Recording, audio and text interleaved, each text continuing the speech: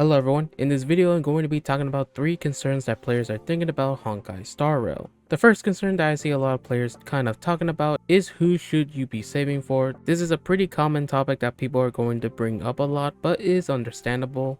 The reason right now it's being brought up a lot is because one, it's still pretty early since the release of the game, which was a month ago at this point, and that we have a lot of characters to look forward to, with the next patch having characters like Silverwolf, Locha, and Yukong releasing to then after have the anticipated release of Kafka and Blade, with them having their drip marketing before the 1.1 livestream.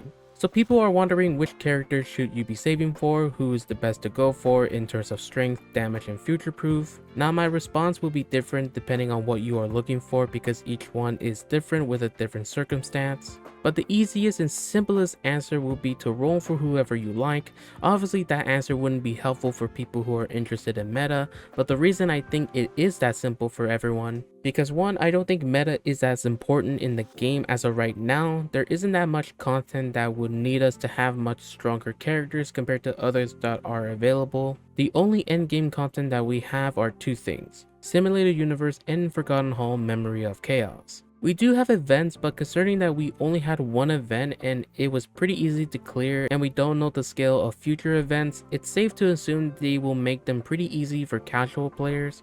But in terms of Simulated Universe, it is easy to clear because one, the game gives us characters and buffs and abilities called paths for us to clear the world pretty easily. And for the endgame version of Forgotten Hall Memory of Chaos, I know some people will think this is something you want to rush to clear because the rewards refresh weekly, but honestly it's not something you need to rush because it does require you to have 2 set of teams, which you will eventually get by leveling up your characters and gaining more characters, unless you want the Stella Jade you can get, and also some resources like EXP and currency to buy the light cones from the shop, but those don't really matter that much.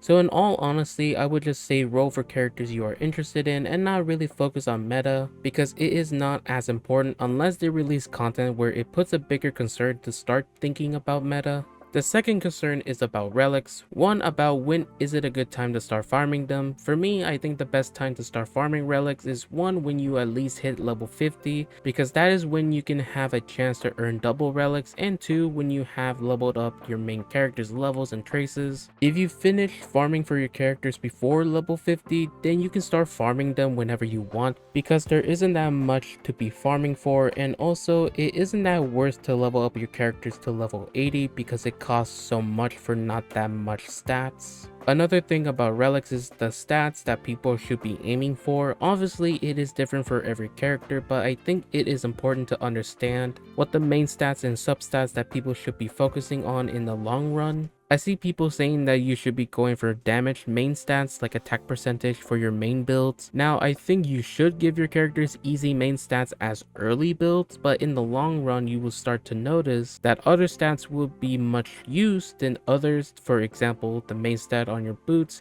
is most likely going to be speed, because when you face harder enemies, the more you are to rely on speed to take faster turns and deal consistent damage. Obviously there are supports that can help with this, but they are going to be affected by this as well. Another thing I see people doing, which kind of annoys me, is people who play Genshin are taking the same expectations in quality of substats, then having other roles on other substats. What I mean by this is that people are telling other people that they should be looking for more crit stats than anything else. However, they don't realize that other stats have as much value like crit stats. For example, against speed. Speed is a very valuable substat like crit stats because it helps you take turns faster, and also the game is turn-based. It's not like Genshin where you need at least 70 to 80 crit rate to crit on multiple consistent attacks, where in Star Rail you just take turns where 60 crit rate is fine. And the third concern is content. By now, a lot of players are at a point where there isn't that much to do after you finish the main story and side quests, using up all your fuel, finish clearing all treasures on the map, finish your Simulated Universe runs. You got far in Forgotten Hall where you completed everything, or the rewards don't incentivize you enough.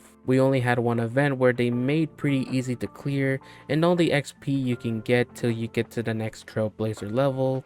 Obviously that is a lot of content in the beginning, beginning, but once you finish all of it, the sooner people will start to realize that the main thing that you're going to be doing is farming relics for your characters and just clearing the same weekly stuff like Simulated Universe, Maria Chaos, and occasionally events that they release. In my honest opinion, in terms of the release of content, I came from Genshin and still play to this day. Considering that a lot of interest that Star Rail got was part from the Genshin player base, I think the release of content will be no different than the release of content that Genshin has received for the past 3 years. What I mean by that is that I think they're going to manage the content in the way that caters towards casual players by making the events not much in depth of turn-based combat, not giving us that much challenging content that will bring the strength of characters and their builds, mostly making the events simple and easy to clear for everyone, and possibly content that involves small things like minigames, puzzle solving, and interaction with characters. Now some people will say, well yeah, that's kinda obvious, what makes you think otherwise? This is Hoyoverse.